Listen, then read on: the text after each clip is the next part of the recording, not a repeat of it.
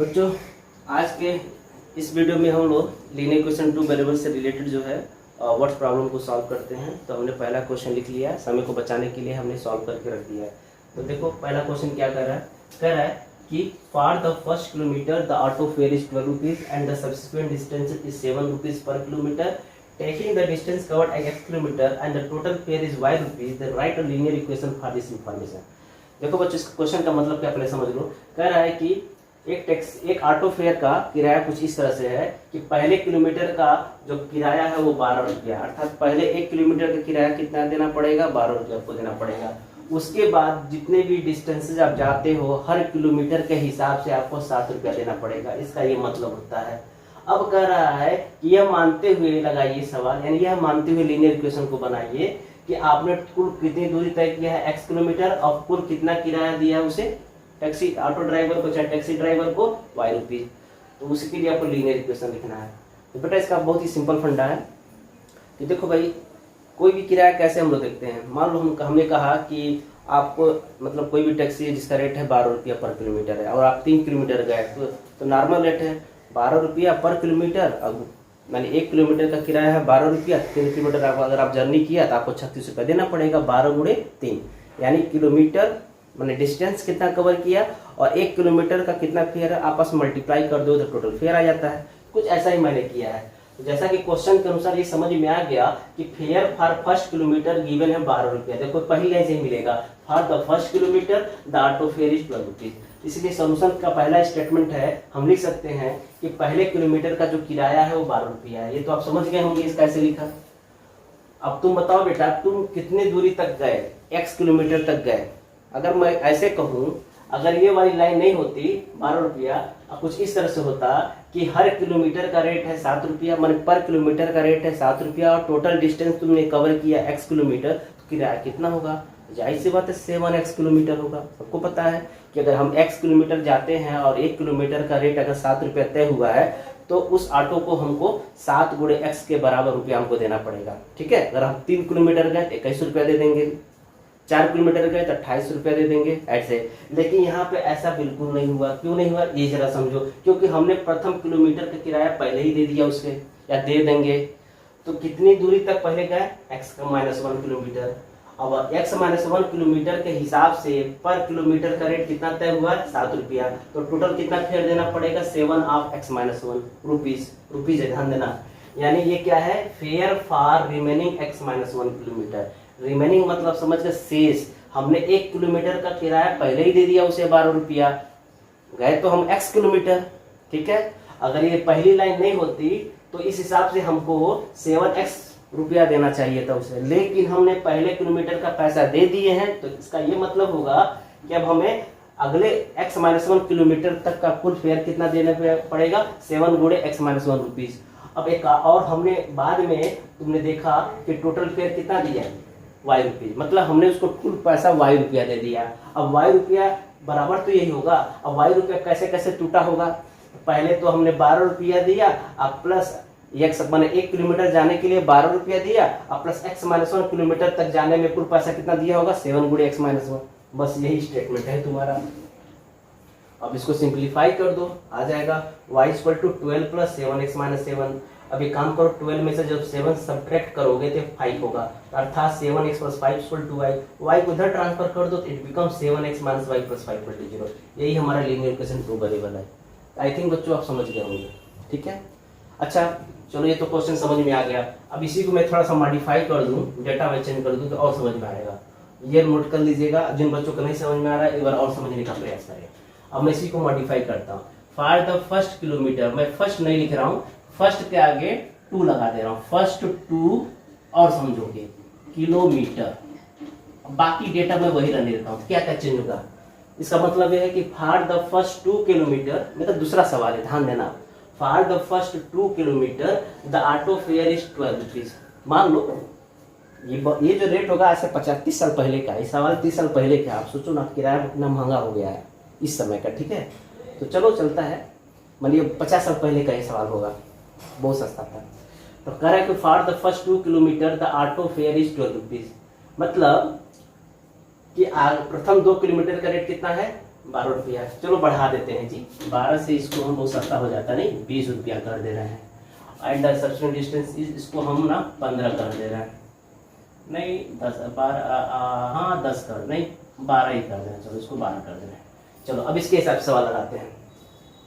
तो क्या होगा, स्टेटमेंट कैसे लिखेंगे, फेयर फॉर फर्स्ट 2 किलोमीटर, मतलब प्रथम 2 किलोमीटर का किराया कितना है, 2 किलोमीटर। पहले मतलब समझो, बहुत आसान हो जाएगा ये। देखो तो हमने कितना पैसा देना दे दिया उसको, उस ऑटो ड्राइवर को, जेट टैक्सी मालिक को 20 रुपीज दे दिया। अब फेयर फॉर रिमेनिंग, अब यहाँ रिमेनिंग क्या होगा बेटा, अब देखो रिमेनिंग में यही कॉन्सेप्ट गड़बड़ाएगा। अब एक्चुअली में हमने 2 किलोमीटर का जो फेयर था 20 रुपया पहले दे दिया। अब कुल जर्नी हमने कितना तय किया, हमने उस ऑटो में बैठ के x किलोमीटर की कुल जर्नी तय किया है ना, उसमें से 2 किलोमीटर, प्रथम 2 किलोमीटर का पैसा पहले एडवांस दे दिया या देने वाले हैं, और उसके नेक्स्ट किलोमीटर का जो फेयर है वो किसके हिसाब से तय हो रहा है, 12 रुपया पर किलोमीटर के हिसाब से।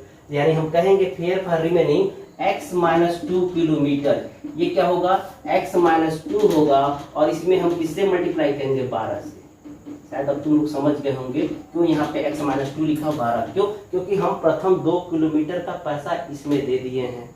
तो कुल डिस्टेंस अब कितना होगा, अब रिमेनिंग रहा होगा x-2 किलोमीटर का पैसा देना बाकी है।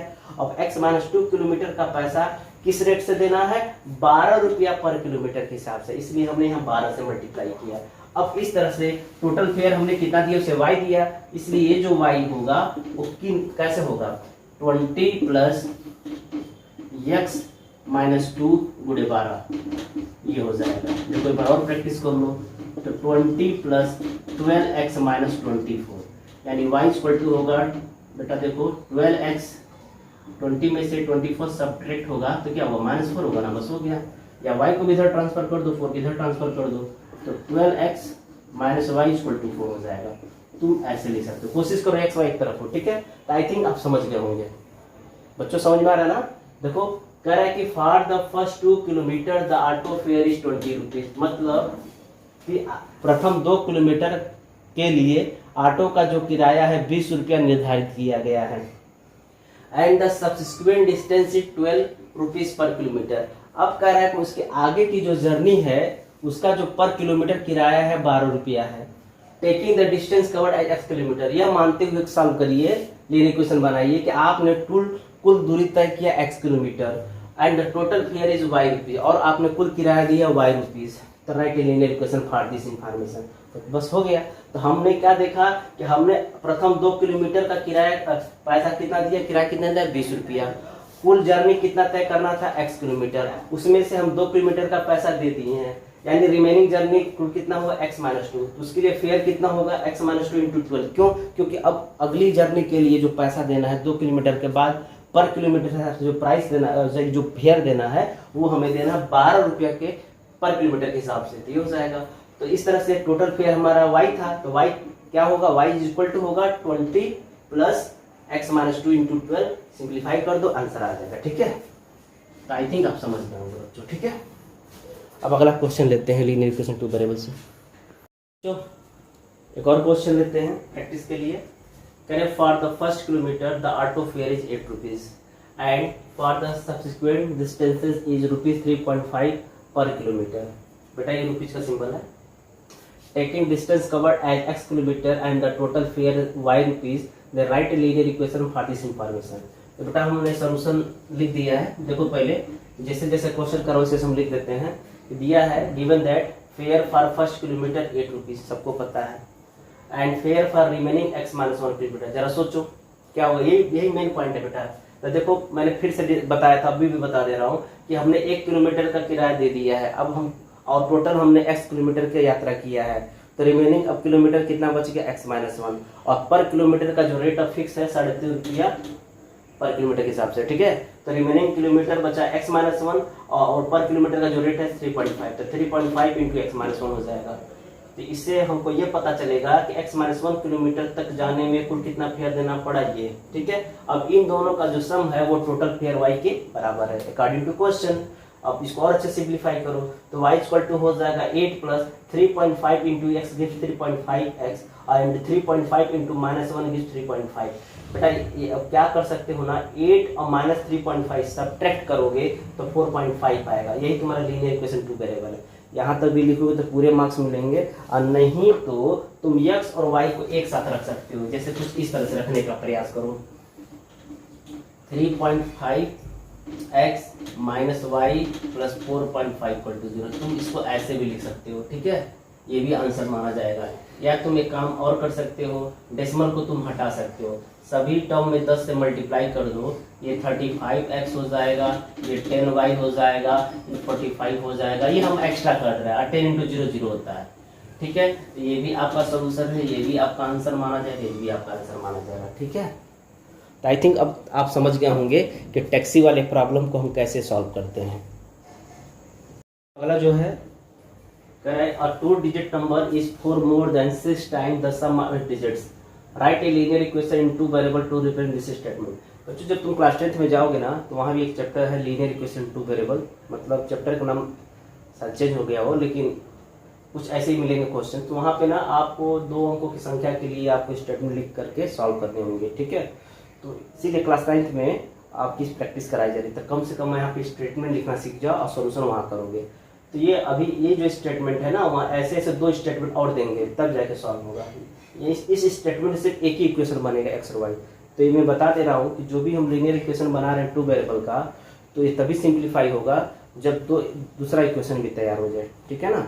चलो फिलहाल इस क्वेश्चन पे फोकस करते हैं। कह रहे हैं कि 2 अंकों की संख्या है। बेटा देखो 2 अंकों की संख्या की हम जब बात करते हैं तो 2 अंकों की संख्या कुछ भी हम सपोज करें, जैसे मान लो बात कर रहे हैं, मान लो हमारे पास 35 है। जैसा कि आपको पता है इस 5 को हम लोग कहते हैं यूनिट डिजिट, सबको पता होगा, एक बार और रिमाइंड कराते रहे। और 3 को हम लोग कहते हैं टेंस डिजिट, टेंस डिजिट। इसका क्या मतलब होता है कि 35 में जो 5 यूनिट डिजिट है, 5 में हम 1 से मल्टीप्लाई करते हैं, और 3 हमारा टेंस डिजिट है, इसमें हम 10 का मल्टीप्लाई करते हैं, तभी तो होगा 5 + 30 = 35। तो अब समझो जरा, 2 अंकों की संख्या है। तो मान लेते हैं जब भी हम 2 अंकों की संख्या की बात करेंगे तो सबसे पहले तुमको मानना पड़ेगा, मान लेंगे कि लेट यूनिट डिजिट, आपको यहाँ मानना पड़ेगा जब भी 2 अंकों की संख्या है, हम मान लेंगे कि यूनिट डिजिट जो होगा x होगा, dx। और साथ ही साथ ये भी मान लेंगे जो टेंस डिजिट है, टेंस डिजिट है वो क्या है बेटा, y है। जब जो ही आप यूनिट डिजिट को x मानते हो, टेंस डिजिट को y मानते हो, तो उस केस में नंबर कैसा होगा ये पहले हम बता दो। तो जो नंबर होगा कैसा होगा, x + 10y, क्योंकि x में आप 1 से मल्टीप्लाई करोगे तो x ही रहेगा। तो यूनिट में 1 से मल्टीप्लाई करते हैं, टेंस में 10 से मल्टीप्लाई करते हैं, अब प्लस y × 10 होगा, माने x + 10y होगा शॉर्टकट में। कैसे, फिर से समझ लो। जैसे अभी 35 का एग्जाम्पल दिए है ना, तो 35 का मतलब क्या है, 5 × 1 और प्लस 30, मतलब 3 × 10, ऐसे समझ लो, ठीक है। यहाँ जब हम यूनिट डिजिट की हम बात करते हैं, जब यूनिट डिजिट x हो और टेंस डिजिट y हो, तो नंबर हमारा x + 10y होता है। यूनिट डिजिट x में 1 से मल्टीप्लाई करो, अब प्लस, और टेंस डिजिट y में 10 से मल्टीप्लाई करो, तो x + 10y हो जाएगा। अब आते हैं क्वेश्चन पे। अब क्वेश्चन की हम बात कर रहे हैं। बेटा जब भी 2 अंकों की संख्या की बात आई तो आपको इतना पहले मान लेना होगा, क्या मानना होगा, यूनिट डिजिट को x मान लो, टेंस डिजिट को y मान लो, तो उसके हिसाब से नंबर आपका x + 10y होगा। क्वेश्चन का जो पहला लाइन है, और 2 डिजिट नंबर, मतलब अकॉर्डिंग टू क्वेश्चन, प्रश्न के अनुसार, और 2 डिजिट नंबर मतलब 2 डिजिट नंबर यानी नंबर, मतलब यही नंबर जिसकी हम बात कर रहे हैं, मतलब 2 यहाँ लिख सकते हो, चलो लिख ही दे रहे हैं, क्या दिक्कत है। 2 डिजिट नंबर इज का मतलब होता है इक्वल टू, क्या है, 4 मोर देन मतलब का 4+, तो 4+ यानी हम थोड़ा यहाँ लिखते हैं, और आगे भी लगा सकते थे, 4+ किसका 4+, 6 टाइम, 6 टाइम मतलब 6 गुणे सम ऑफ डिजिट कौन है, x y, तो यानी x और y का पहले सम लेंगे और फिर इसका सम का 6 गुना करेंगे, उसमें 4 जोड़ देंगे। ये है तुम्हारा स्टेटमेंट है, ठीक है। तो जो 2 अंकों की संख्या है, 2 अंकों की संख्या क्या है बेटा, x + 10y है, यही तो है। ये किसके बराबर है, ये बराबर है, ठीक है, 4 more than 6 time of the sum of digit, यही इसका मतलब होता है। बस इसको अब दो अंकों की संख्या को क्या कहते हैं, x प्लस 10y, ये है 6 x प्लस वाई प्लस 4। थोड़ा और सिंप्लीफाई करो। आई थिंक आप लोग स्टेटमेंट बनाना सीख गए होंगे, जैसे जैसे क्वेश्चन कर रहे हो वैसे स्टेटमेंट बनाओ, ठीक है। हो सकता है एक बार ना समझ में आए, 2 बार ना समझ आए, ऐसे 3-4 बार सवाल लगा होगा ना, तब स्टेटमेंट तुम्हारे दिमाग में आ जाएगा। रीजन क्या है, अभी तुम ना 8 से 9th में पहुंचे हो, 8 से 9th में पहुंचे हो, और एक तो 9th क्लास ले रहे हो या 9th क्लास या यूट्यूब पढ़ा रहे हो, टीचर से डायरेक्ट तुम्हारा इंटरेक्शन बिल्कुल नहीं हो रहा है, तो हो सकता है आपका लेवल बिलो हो सकता है। अभी आपने कुछ सोचे समझने की जो क्षमता अभी थोड़ी सी लो होगी, धीरे धीरे इंप्रूवमेंट होगा, ठीक है ना। एक बात मैं बता दूं, क्लियर कट कर दूं, जितने दिन आप लोग पढ़ते हो क्लास 8 में पूरे साल भर, उतना आपको सिर्फ 1 हफ्ते में खत्म करना होगा, ठीक है, तभी आगे कंपटीशन बीट कर पाओगे।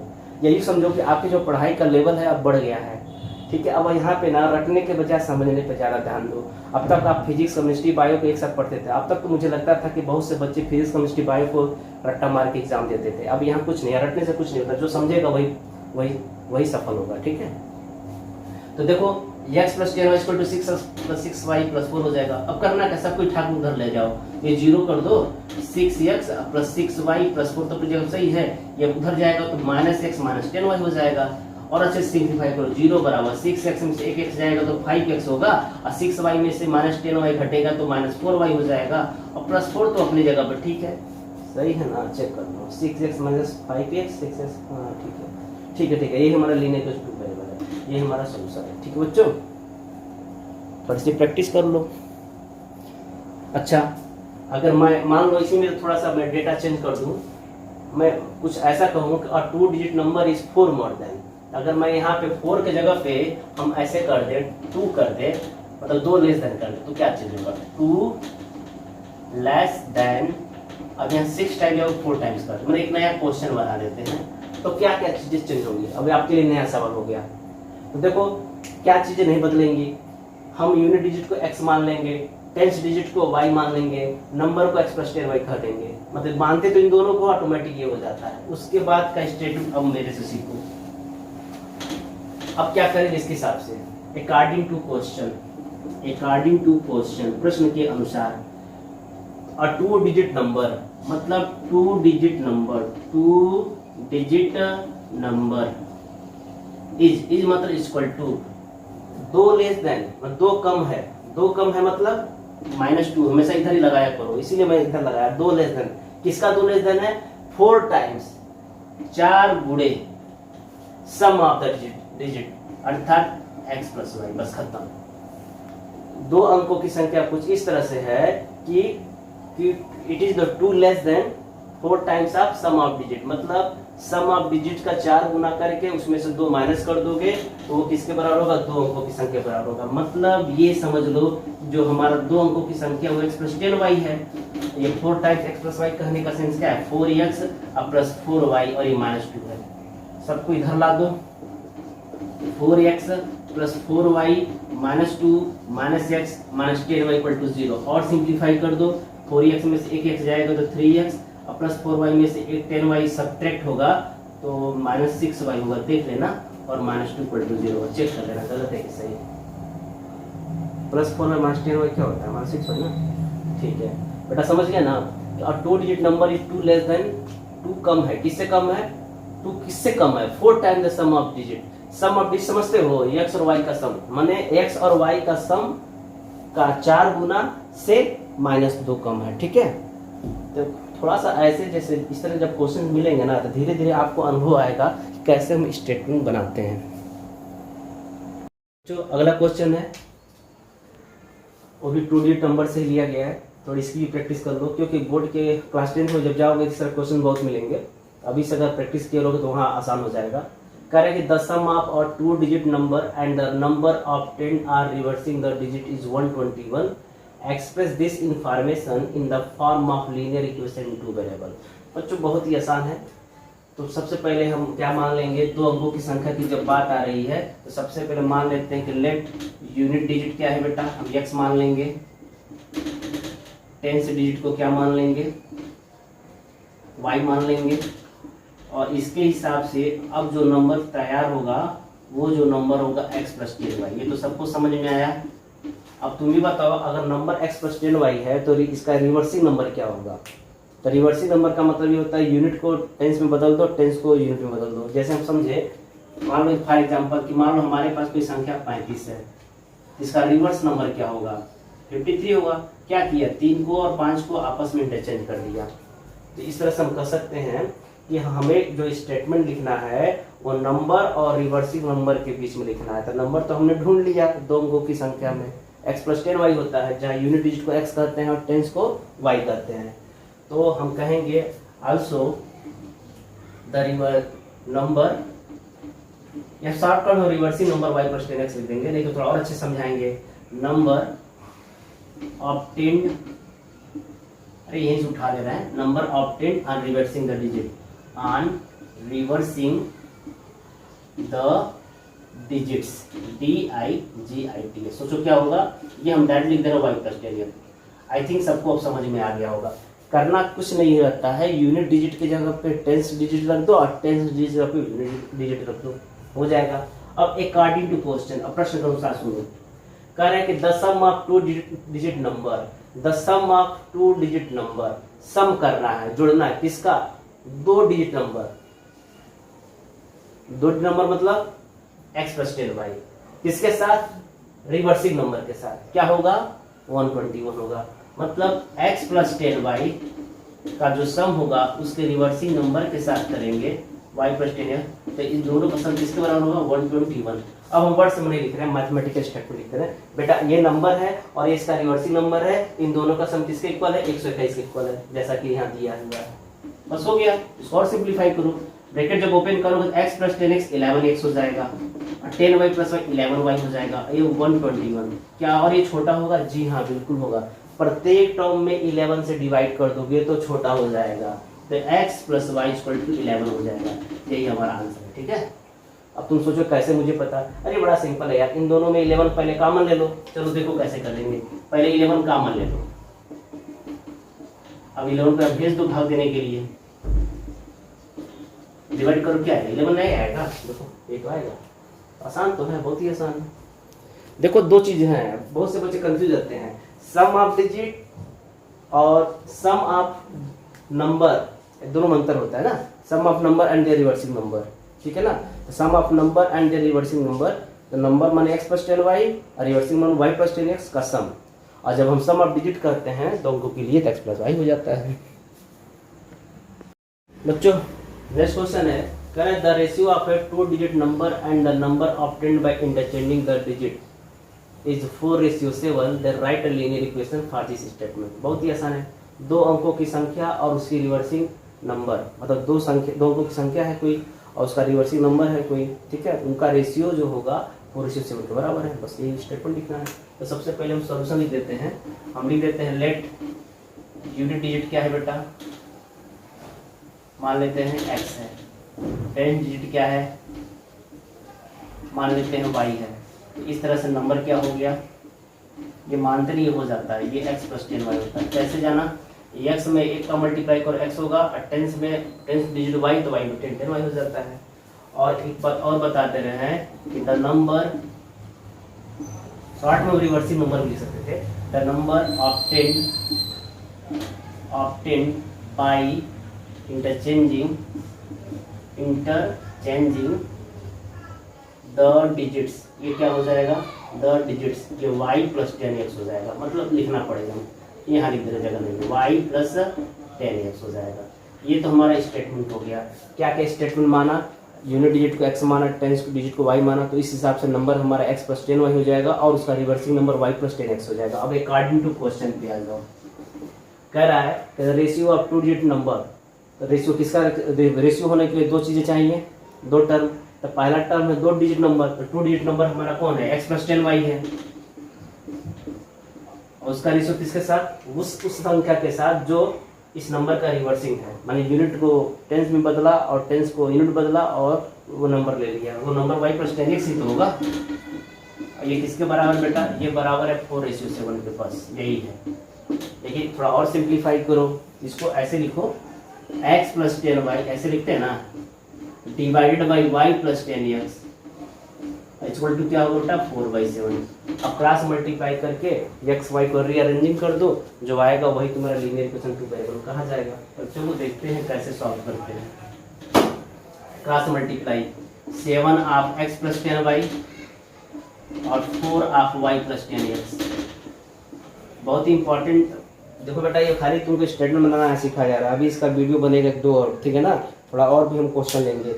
जिनके पास क्लास 10th की बुक होगी अगर मैथ्स की, जिनके बड़े भाई बहन या छोटी भाई बहन, मतलब छोटे नहीं बड़े भाई बहन पढ़े होंगे, उनके पास अगर मैथ्स की बुक होगी RS अग्रवाल RD शर्मा, वहाँ से आप लीनियर इक्वेशन टू वेरिएबल नाम का चैप्टर ओपन करिएगा। वहाँ से सिंपली आप वहाँ से स्टेटमेंट लिखने की कोशिश करिए, मतलब वहाँ से लिखने की कोशिश करिए। साल भरे मत करना, स्टेटमेंट लिखना सीख जाओ। कम से कम आपको 40 क्वेश्चन मिलेंगे सिर्फ मतलब उस तरह के क्वेश्चन।